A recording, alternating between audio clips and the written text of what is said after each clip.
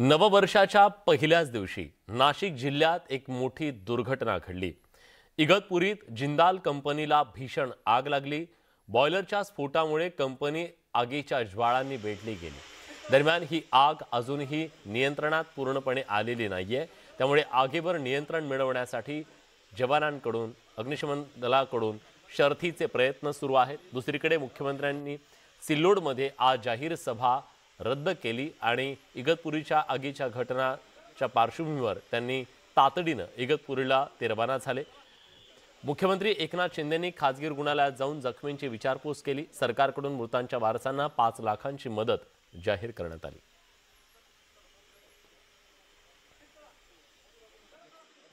मोठ्या प्रमाणावर आग भडकली त्यावेळेस आमचे कलेक्टर, डिव्हिजनल कमिशनर आणि मी स्वतः एअरफोर्सच्या संपर्कात होतो। सदन कमांडचे चौधरी यांच्याशी मी स्वतः बोललो। मला वाटतं 2 हेलिकॉप्टर आपल्या मदतीला येऊन गेले रेस्क्यूसाठी, परंतु त्यापूर्वीच आपल्या फायर ब्रिगेडने त्यांना रेस्क्यू केलं होतं। मिलिटरीची टीम देखील एक काम करते आहे। आता आग कंट्रोलमध्ये आहे, परंतु तरीसुद्धा पूर्ण यंत्रणा या ठिकाणी काम करते। दुर्घटना मोठी आहे आणि त्यामुळे जे मृत्यू ज्यांचा झालेला आहे त्यांना सरकारच्या वतीने 5 लाख रुपये प्रत्येकी देण्याचा निर्णय घेतला आहे। जे जखमी आहेत त्यांचा संपूर्ण उपचाराचा खर्च जो आहे सरकारच्या वतीने केला जाईल आणि घटना मोठी आहे, त्याची उच्चस्तरीय चौकशी केली जाईल। या सगळ्याबद्दल अधिक तपशील जाणून घेण्यासाठी आपण थेट नाशिकला जाऊया। लक्ष्मण घाटोळ आपले प्रतिनिधी आता आपल्या सोबत आहेत थेट इगतपुरीमधून। लक्ष्मण, आताची काय स्थिती आहे? आगीवर पूर्णपणे नियंत्रण मिळाले का? काय परिस्थिती आहे?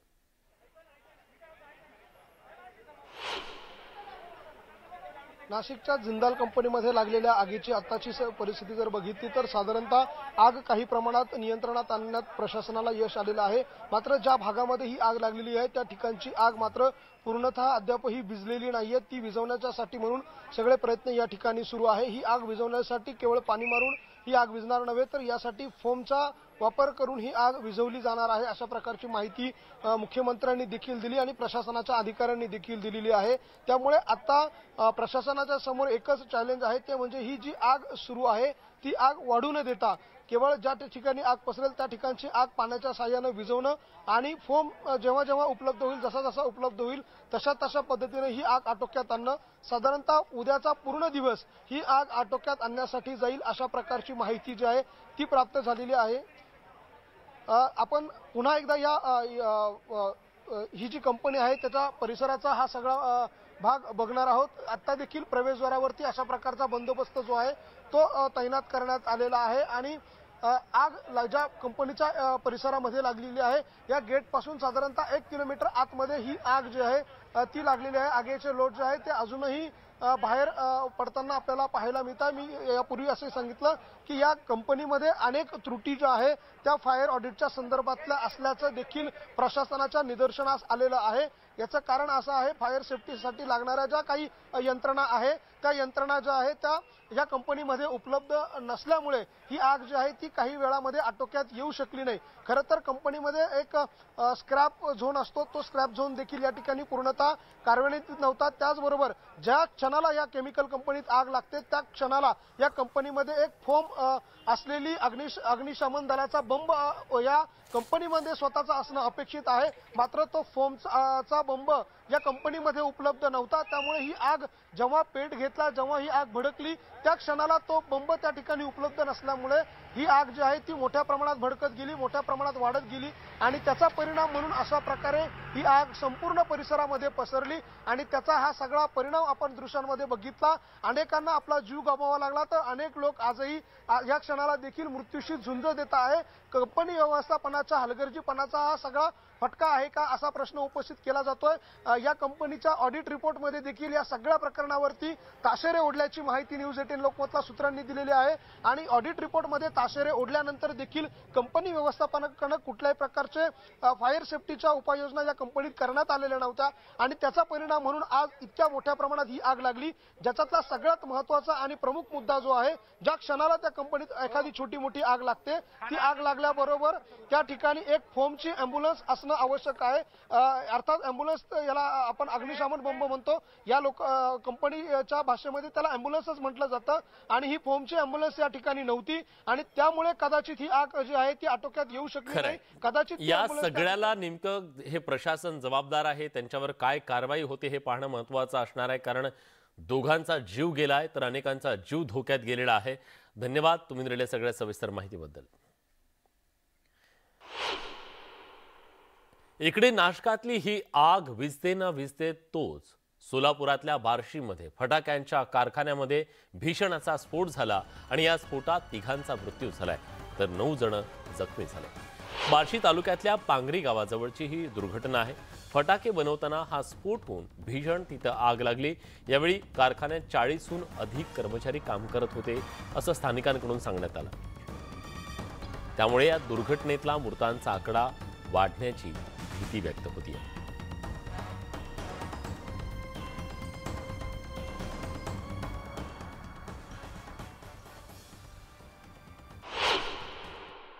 फटाक्यांच्या फॅक्टरीमध्ये आग लागलेली आहे, स्फोट झालेला आहे, काही जणांचा मृत्यू झाला आहे. त्याच्यात त्या बाबतीमध्ये देखील तिथे जी काय उपाय योजना करायची जे आपल्याला काळजी घ्यायची ते आपण करतोय.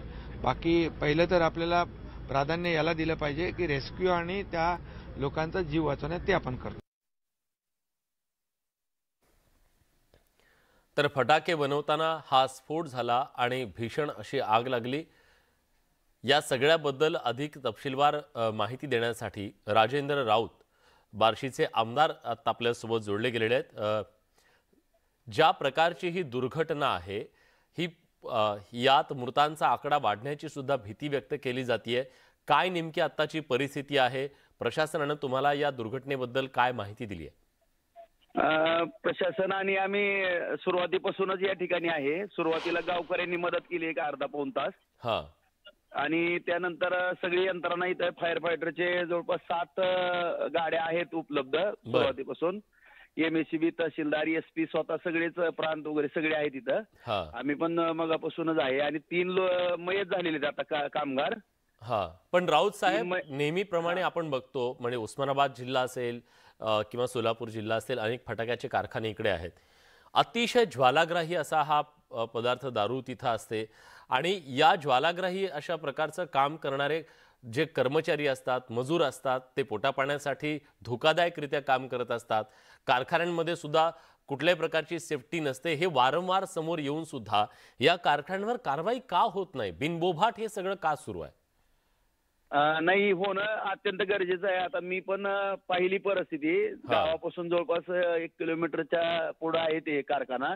एक साधारण शेड आहे त्याचं पत्र्याचं मारलेलं. कुठली सिक्युरिटी वगैरे तर काही दिसत नाही तिथं. हो ना, मला दृश्यामध्ये दिसतंय. आता मी फडणवीस साहेबांना, माननीय उपमुख्यमंत्री साहेबांना माहिती दिलेली आहे सगळी या संदर्भामध्ये. आणि मी स्वतः व्यक्तीच्या या बाबतीमध्ये त्यांच्या हे निदर्शनास आणखीन काही बाबी आणून देईल. कारण मगापासून मी स्पॉटवरती आहे. कुठलीही सेफ्टी नाही. गोरगरीब बिचारी आता शेतामध्ये 300 रुपये पगार, पण इकडे 500 रुपये मिळते म्हणून पोटासाठी जात आहेत. हो ना. परंतु त्यांना संरक्षण कुठलंच नाही. पण रावसाहेब, आणखीन एक याच्यातला मुद्दा आहे, म्हणजे यातली यंत्रणा कुठली जबाबदार आहे याचा शोध घेणं सुद्धा गरजेचं आहे. जेव्हा ही दुर्घटना झाली, स्थानिकांचं आम्ही म्हणणं जाणून घेतलं. स्थानिकांनी तिथं सांगितलं की अँब्युलन्स सुद्धा यायला तयार नव्हती. अँब्युलन्स आली नाही वेळेमध्ये. लोक तडफडत पडलेले होते तिथं. नाही, ऐका साहेब, मी अर्ध्या ते साधारण 35 मिनिटांमध्ये मी पोहोचलो इथं. SP पण स्वतः आलेले आहेत. तसा काही विषय नाही. अँब्युलन्स किती वेळात आली? नाही, अँब्युलन्स साधारण एक थोडं 10-5 मिनिट मागे पुढे झाला असेल. सगळे उलट सिव्हिल हॉस्पिटलला सुद्धा बर्न वॉर्ड रिझर्व्ह ठेवले. धाराशिववरनं तातडीनं ते सोलापूरला पण शिफ्ट केलेत. पांगरीला सुद्धा एक 8-9 डॉक्टर आता उपलब्ध आहेत. त्या ठिकाणी सुद्धा 3 डेड बॉड्या आहेत. त्या ठिकाणी आता पंचनामा आणि त्यांचे PM पण होईल. एक जखमीवरती उपचार चालू आहेत आणि इकडे उस्मानाबादला उपचार होणार नाहीत म्हणून सोलापूरला पण आपण शिफ्ट केलेले आहेत तिथं. बरं, साधारण जखमींचा आकडा किती आहे सांगू शकाल? किती लोक तिथं काम करत होते? साधारण आता प्राथमिक जो अंदाज आहे तो 12 लोक होते असं इथले शेतकरी सांगतायत, जवळच्या आसपासचे. आणि त्याच्यामध्ये 3 तर मयत झालेले आहेत. पण आतमध्ये बाजून आणखीन 1-2 असण्याची शक्यता नाकारता येत नाही, 2ची. ठीक आहे. राऊत साहेब, धन्यवाद. तुम्ही न्यूज 18 लोकमतशी अगदी सविस्तरपणे या संदर्भातली माहिती दिली त्याबद्दल. राजेंद्र राऊत स्थानिक आमदार आता आपल्यासोबत होते, ज्यांनी या दुर्घटनेच्या संदर्भातली सखोल अशी माहिती आपल्यापर्यंत पोहोचवलेली आहे जी प्रशासनाने त्यांना दिली होती.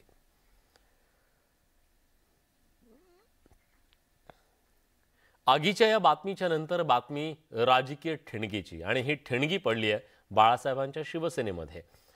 बाळासाहेबांची शिवसेना निर्माण होऊन 6 महिने झाले, पण 6 महिन्यामध्ये तिथं आग धुमसतीये असं म्हणावं लागेल. कारण मंत्र्यांच्या विरोधात आमदारच कट रचतायत. कृषी मंत्री अब्दुल सत्तार यांनी केलेल्या गौप्यस्फोटामुळे राज्यभरात खळबळ उडाली, तर विरोधकांनी सुद्धा शिंदे गटावर टीका करण्याची संधी साधली. अस्वस्थतेमुळे हे सरकार कधीही कोसळू शकतं असं भाकीत विरोधकांनी व्यक्त केलंय. केवळ सत्ता मिळवण्याच्या स्वार्थातून एकत्र आलेल्यांमध्ये वाद होणारच असा घणाघात शिवसेनेच्या ठाकरे गटाकडून करण्यात आलाय. मी कोणताही कोणाचा नाव घेतलेलं नाही, कोणालाही बोललेलो नाही. मला ज्या वेदना होत्या, माझ्या जे काही मला मनाला वाटत होतं की कुठेतरी आपल्याकडून एखादी भावना तिकडे जावी, हीच त्याच्या पाठीमागची माझी पार्श्वभूमी होती. सर्व नेते मला टार्गेट का करतात? मी तर एक अल्पसंख्याक समाजाचा एक छोटा कलाकार आहे. माझ्यापेक्षा जे मोठे कलाकार आहे यांच्याकडे पाहायला पाहिजे, मोठे नेते आहे यांच्याकडे पाहायला पाहिजे.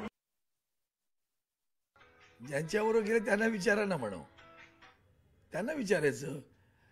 ती IPL सारखे ते लिलावात गेलेली लोक आहेत, ती सगळी लिलाव पुकारलेला. 40 खोके, 42 खोके, 50 खोके विकलेली माणसं आहेत. त्यांना कसली मूल्य आली? शिंदे सरकारमधील आमदारांमध्ये एक प्रकारची अस्वस्थता आहे. एकमेकाचं उन्नदानं काढताय असं आपल्या अब्दुल सत्तारांनी त्यात सांगितलेलं आहे. आणि अजूनही न्यायालयाच्या निकालाची टांगती तलवार यांच्यावर आहे. न्यायालयाचा काय निकाल येतो याच्यावर या सरकारचं भवितव्य अवलंबून आहे. आणि अशा स्थितीमध्ये ही अस्वस्थता जर वाढली तर सरकार कोसळू शकतं. छत्रपती संभाजी महाराजांवरून आता राजकीय वाद सुरू झालाय. काही लोक छत्रपती संभाजी महाराजांना जाणीवपूर्वक धर्मवीर संबोधतात, मात्र त्यांनी धर्माच्या नावावर कधी राज्य केलं नाही, ते स्वराज्य रक्षक होते असं वक्तव्य अजित पवार यांनी केलं. मात्र सत्ताधारी आणि हिंदुत्ववादी संघटनांनी अजित पवारांविरोधात आता आंदोलनाचा पवित्रा घेतलाय. अजित पवारांच्या या वक्तव्यावरून आता राजकारण सुरू झालंय. अजित पवारांचं वक्तव्य निंदाजनक असल्याचं मुख्यमंत्र्यांनी म्हटलंय, तर विखे पाटलांनी त्यांच्या राजीनाम्याची मागणी केली आहे.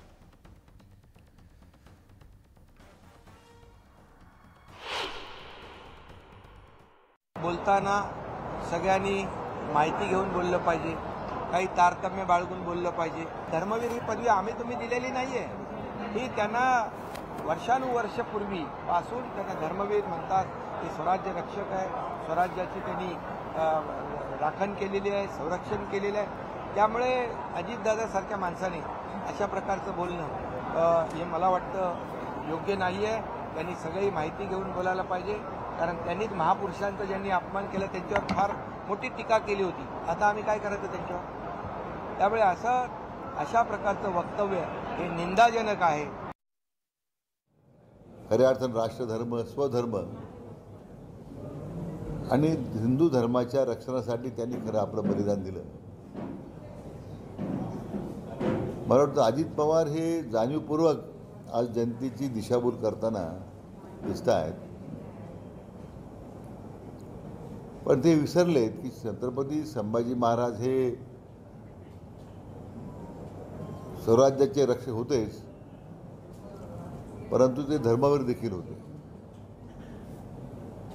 खरं म्हणजे माझी तर मागणी आहे की अजित पवारांनी त्यांच्या ह्या बेताल विधानामुळे छत्रपती संभाजी महाराजांचा त्यांनी जो अवमान केलेला आहे त्याच्याबद्दल महाराष्ट्राच्या जनतेची माफी मागावी. आम्ही हिंदवी स्वराज रक्षक धर्मवीर छत्रपती संभाजी महाराजांना धर्मवीरच म्हणणार असं ठणकावून धरणवीर अजित पवारांना आणि त्यांच्या राष्ट्रवादीच्या मंडळींना सांगतो. धरणवीर असणाऱ्यांना धर्मवीर ही पदवी कधीच कळणार नाही. जास्त वेळ न घालवता थोडी पण लाज राहिली असेल तर महाराष्ट्राच्या विरोधी पक्षाच्या पदावर जो ठपका लागलाय तो अजित पवारांनी पदाचा राजीनामा देऊन मोकळं व्हावं अशी मागणी मी ह्या निमित्ताने करतो. तर हा सगळा वाद निर्माण झालेला आहे छत्रपती संभाजीराजे यांच्याबद्दल जे वक्तव्य करण्यात आलं त्यानंतर विरोधकांनी आता यावर टीका करायला सुरुवात केली आहे। राज्यात शिवसेना, ठाकरे गट आणि बाळासाहेबांच्या शिवसेनेत चांगलाच संघर्ष पेटलाय। त्यांच्यातला हा संघर्ष संपुष्टात येऊ शकतो। शालेय शिक्षण मंत्री दीपक केसरकर यांनी याचे संकेत दिलेत।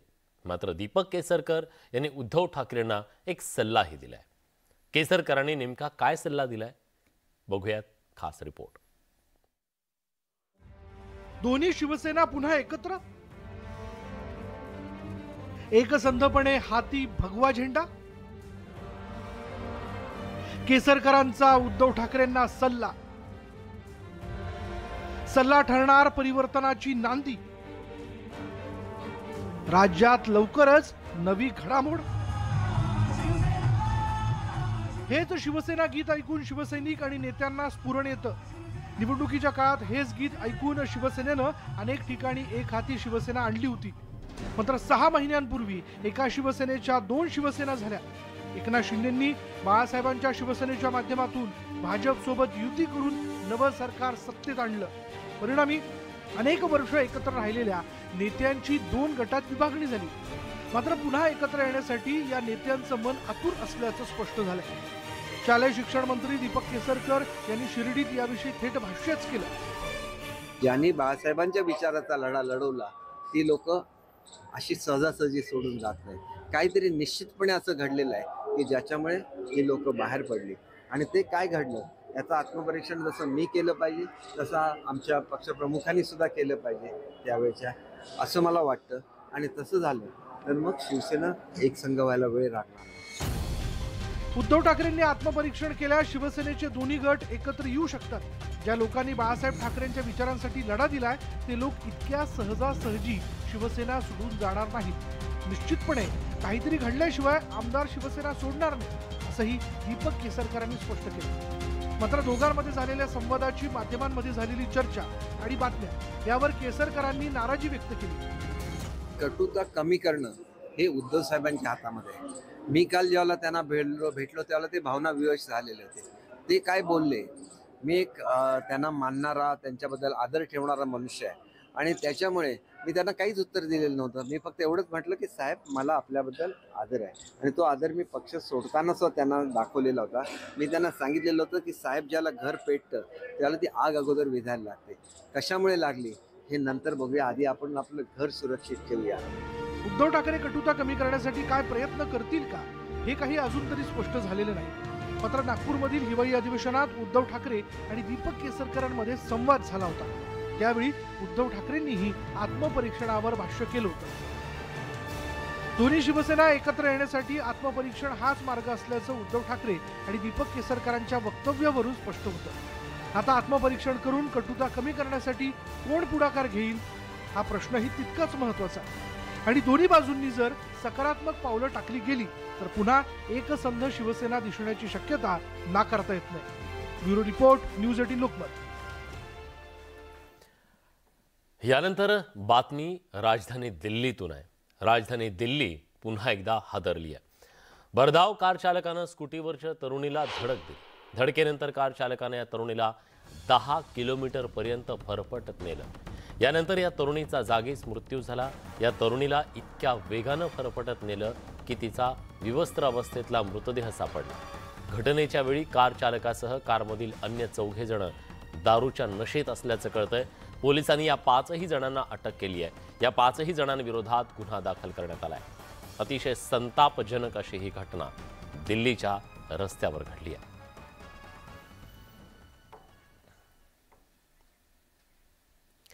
यासोबत बुलेटिनमध्ये आपण इथेच थांबतोय। ब्रेक नंतर जाणून घेऊयात महत्त्वाच्या घडामोडींचा वेगवान आढावा। कुठे जाऊ नका, पहा फक्त न्यूज 18 लोकमत।